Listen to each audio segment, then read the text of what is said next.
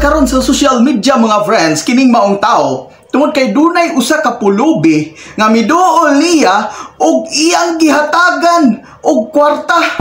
Ang nakaproblema, gihurot pa gyud niya hatag ang iyang sweldo. Perting luuya ginitawana karon.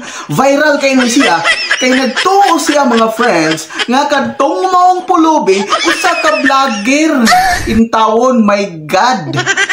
Naghuwat di siya na kung ihatag niya iyang sweldo, dunay kapalit.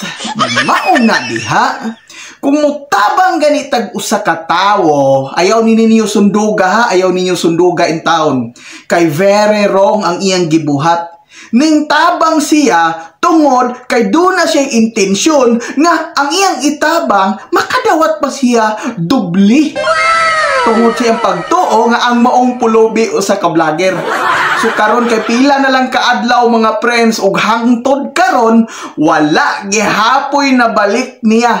Sa laktod pagkasulti perte ni rong mahaya ug gipangita niya ang maong pulubi nga iyang gituohan nga usa ka vlogger. Intawon dili tanan pulubi vlogger ug dili pud tanan vlogger nagpapulubi-pulubi.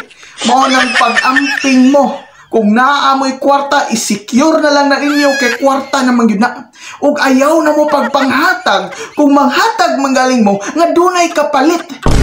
Kaya ang mahitabuan na, kung masipyat mo, masusama mo ani, malugaw yun mo, magmahay pa jud.